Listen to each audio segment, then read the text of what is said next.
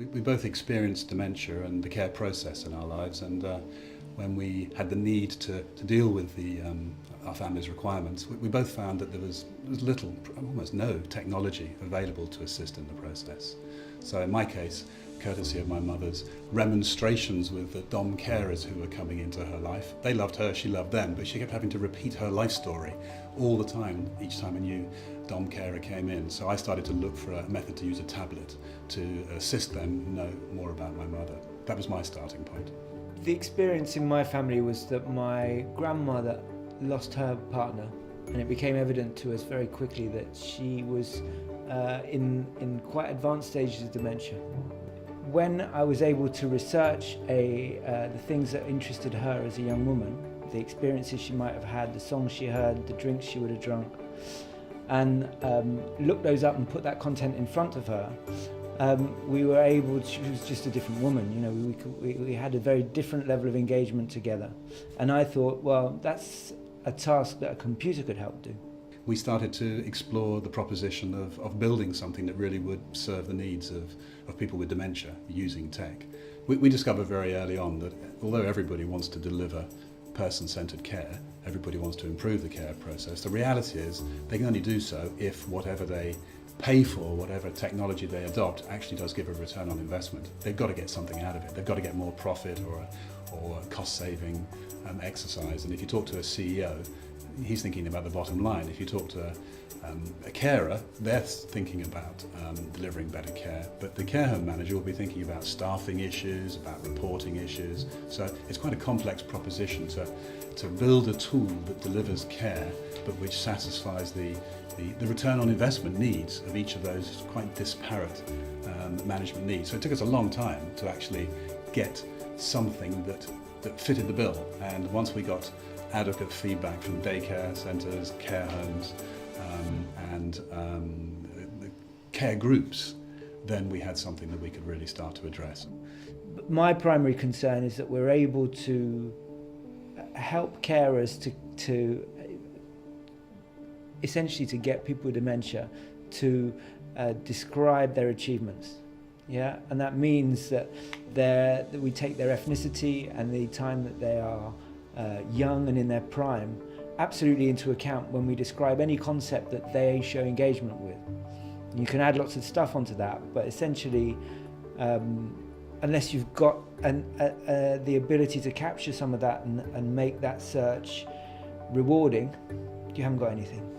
If you improve the care process, if you deliver enhanced person-centred care, it can generate an improved return on your activities and can be therefore financially beneficial. The power of social media is very important to us. The ability to access unlimited content from the internet and to bespoke it to the profile and personality of the person with dementia is at the heart of what we do. We have the benefit of an enormous resource that humanity has spent the last 15 years putting together, and we're able to illustrate those concepts for people.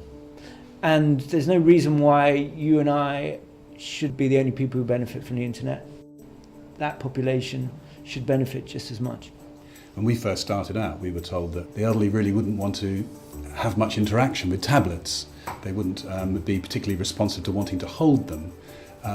We've been told that the care industry, the carers themselves, are not particularly keen on tech and so wouldn't take up use of tablets. But we were told that 3 years ago.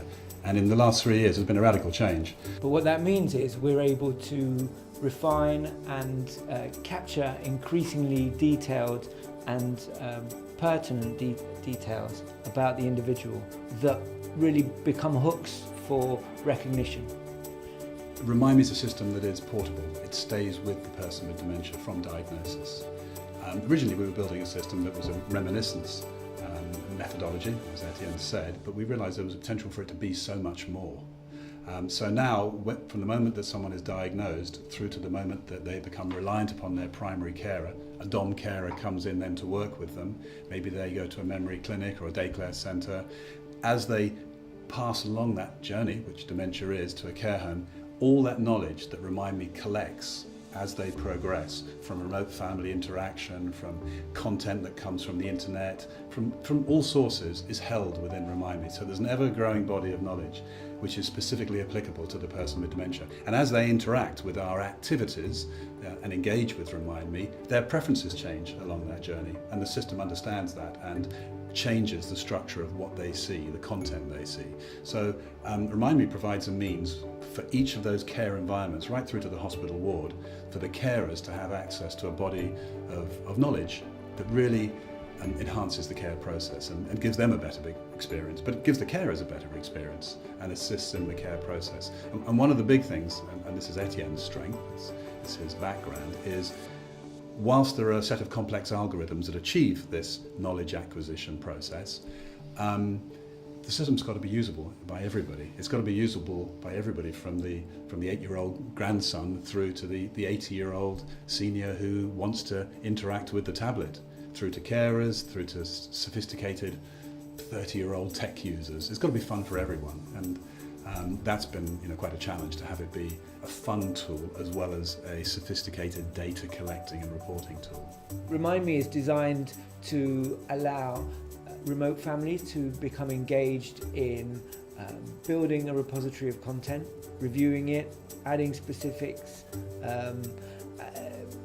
That might be personal archive of photos, or it might be knowledge that we can illustrate with content, pictures, music from the internet itself. Often people are not able to visit in person. They're not. They're in different countries. They're time pressed. They really want to get involved in the care process, but find themselves unable to do that. ReMeLife is really designed to allow them to add to the process of the care process of that individual.